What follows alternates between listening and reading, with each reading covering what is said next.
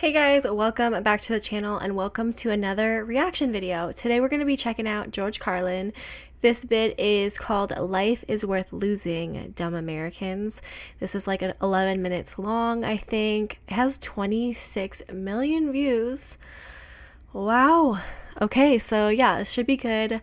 I watched two other George Carlin videos in the past and they were really good, and he is smart, I must say. I know he's like doing comedy, but you know, to me, his thoughts are pretty spot on. So I'm interested to see what he has to say on this topic. Life is worth losing, dumb Americans. If you're new to the channel, hi, welcome. My name is Camilla. I make reaction videos here on YouTube and I do vlogs sometimes here on my channel. But let's get right into it. Life is worth losing, dumb Americans, George Carlin. Let's go. But say what you want about America, land of the free, home of the brave. We got some dumbass motherfuckers floating around this country. Dumbass motherfuckers. Yeah. Now, obviously, that doesn't include this audience. I understand that.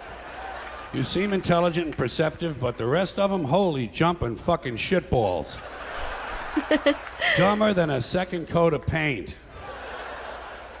And this ain't just ranting and raving. This ain't just blowing off steam. I got a little evidence to support my claim.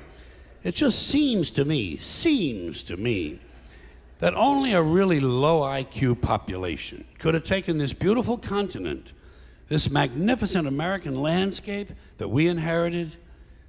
Well, actually, we stole it from the Mexicans and the Indians, but hey, it was nice when we stole it. It looked pretty good. It was pristine. Paradise. Have you seen it lately?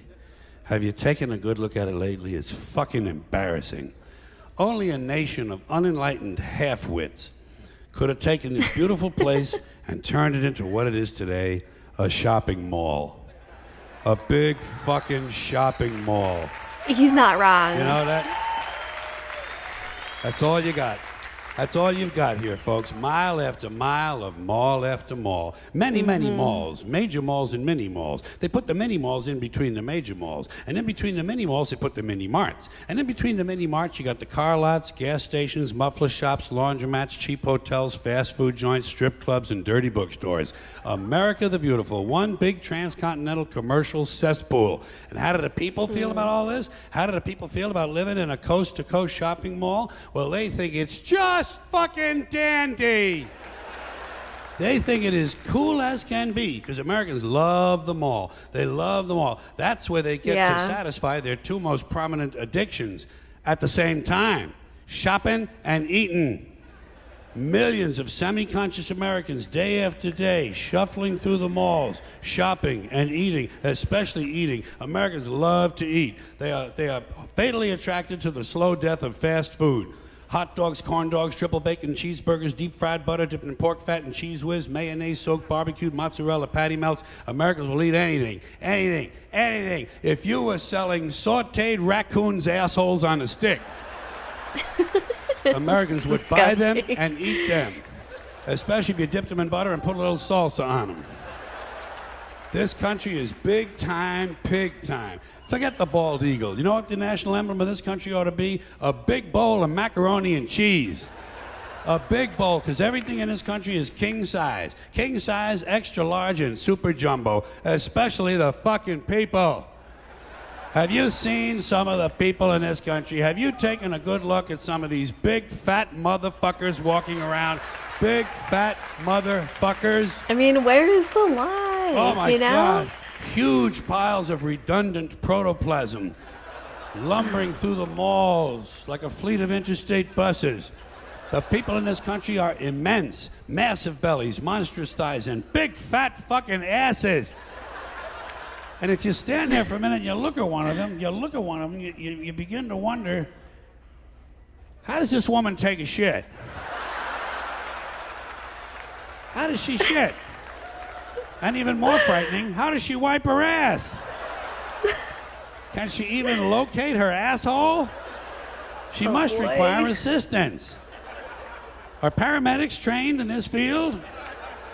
And standing right next to her, of course, with a plate full of nachos and a mouthful of pie, is her clueless fucking husband, Joe Sixpack. with his monstrous swollen beer belly hanging dangerously out over his belt buckle. This guy ain't seen his dick since the Nixon administration. And if you stand there and you look at the two of them, you begin to wonder to yourself, do these people fuck? Is this man actually capable of fucking this woman? It doesn't seem structurally possible that these two people could achieve penetration. Maybe they're in that Cirque du Soleil or something. Telling you, the people in this country, every one of them is 50 pounds overweight. They are gargantuan. And in the summertime, God help us, in the summertime, they all want to wear short pants. Jesus, Lord, protector of all that is good and holy, deliver me from fat people in short pants. They all got short pants, big bellies, fat thighs, and dumb kids. Short pants, big bellies, fat thighs, and dumb kids. Every one of them's got two dumb-ass kids with them. And the whole family is wearing T-shirts, and every one of them's got the same T-shirt. I'm with stupid. Apparently in this country, the stupids are an extended family. And besides wearing them T-shirts, everyone in the family's got on a backpack. They got a backpack strapped to their back so they can carry around lots of stupid shit. And the reason they got to carry their stupid shit strapped to their backs is because their hands must remain free at all times to hold food. And to get that food up to the mouth where it gets shoveled in with all the rest of the disgusting shit they ate that day. And another reason for the backpacks is these people are going to buy even more stupid shit. They ain't got enough stupid shit at home. They just had a stupid shit sale. They ain't going to buy more. They're going to go out in the parking lot and stuff this stuff into the big, fat, ugly, oversized SUV that's got plenty of room in it. Plenty of room in it for stupid shit and lots of room left over for these big, fat, ugly motherfuckers to get them home. Stopping, of course, for jelly roll and fried dough. These people are efficient, professional, compulsive consumers. It's their civic duty. Consumption. It's the new national pastime. Fuck baseball. It's consumption. The only true, lasting American value that's left, buying things. Buying things. People spending money they don't have on things they don't need. Money they don't have on things they don't need. So they can max out their credit cards and spend the rest of their lives paying 18% interest on something that costs $12.50. And they didn't like it when they got it home anyway. Not too bright, folks. Not too fucking bright. But if you talk to one of them about this, if you isolate one of them, you sit them down rationally, and you talk to them about the low IQs and the dumb behavior and the bad decisions, right away they start talking about education. That's the big answer to everything. Education. They say we need more money for education. We need more books, more teachers, more classrooms, more schools. We need more testing for the kids. You say to them, well, you know, we've tried all of that, and the kids still can't pass the test. They say, oh, don't you worry about that. We're going to lower the passing grades. And that's what they do in a lot of these schools now. They lower the passing grades so more kids can pass. They do. More kids pass, the school looks good, everybody's happy, the IQ of the country slips another 2 or 3 points, and pretty soon all you'll need to get into college is a fucking pencil. Got a pencil? Yeah. Get the fuck in there, it's physics. Then everyone wonders why 17 other countries graduate more scientists than we do. Education. Politicians know that word. They use it on you. Politicians have traditionally hidden behind 3 things: the flag, the Bible, and children. No child left behind. No child left behind. Yes. Oh, really? Well, it wasn't long ago you were talking about giving kids a head start. Head start, left behind. Someone's losing fucking ground here.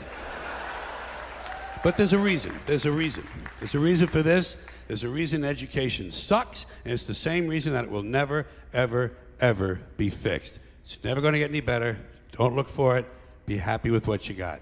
Because the owners of this country don't want that. I'm talking about the real owners now. The real owners, the big wealthy business interests that control things and make all the important decisions. Forget the politicians. The politicians are put there to give you the idea that you have freedom of choice. You don't. You have no choice. You have owners. They own you. They own everything. They own all the important land. They own and control the corporations. They've long since bought and paid for the Senate, the Congress, the state houses, the city halls. They got the judges in their back pockets. And they own all the big media companies, so they control just about all of the news and information you get to hear. They got you by the balls. They spend billions of dollars every year lobbying to get what they want. Well, we know what they want. They want more for themselves and less for everybody else. But I'll tell you what they don't want. They don't want a population of citizens capable of critical thinking. They don't want well-informed, well-educated people capable of critical thinking. They're not interested in that. That doesn't help them. That's right. That's against their interest. That's right. They don't want people who are smart enough to sit around the kitchen table and figure out how badly they're getting fucked by a system that threw them overboard 30 fucking years ago. They don't want that. You know what they want? They want obedient workers. Obedient workers. People who are just smart enough to run the machines and do the paperwork and just dumb enough to passively accept all these increasingly shittier jobs with the lower pay, the longer hours, the reduced benefits, the end of overtime, and the vanishing pension that disappears the minute you go to collect it. And now they're coming for your Social Security money. They want your fucking retirement money. They want it back, so they can give it to their criminal friends on Wall Street. And you know something? They'll get it. They'll get it all from you sooner or later, because they own this fucking place. It's a big club, and you ain't in it. You and I are not in the big club. And by the way, it's the same big club they used to beat you over the head with all day long, when they tell you what to believe. All day long, beating you over the head in their media, telling you what to believe, what to think, and what to buy. The table is tilted, folks. The game is rigged. This was 6 years ago, you guys. Nobody seems to care. Good, honest, hard-working people, white collar, blue collar, doesn't matter what color shirt you have on. Good, honest, hard-working people continue. These are people of modest means. Continue to elect these rich cocksuckers who don't give a fuck about them. They don't give a fuck about you. They don't give a fuck about you. They don't care about you at all. At all. Man. Wow. You know? And nobody seems to notice, nobody seems to care. That's what the owners count on, the fact that Americans will probably remain willfully ignorant of the big red, white, and blue dick that's being jammed up their assholes every day. Because the owners of this country know the truth. It's called the American dream, because you have to be asleep to believe it. Ooh. Ooh. I've never heard that. Someone say that before. That last thing he just said. The American dream, because you have to be asleep to believe it. Holy moly. Man, this guy was just like so ahead of his time. And I know he's a comedian and he says some funny things, but like also everything he's saying is like so accurate and so truthful, and also a little bit depressing at times. It's a little depressing at times, but everything he said is just like, yes. And I said 6 years ago earlier because that's when this video was uploaded, but I don't know when this was filmed and made. It could have been way older than that.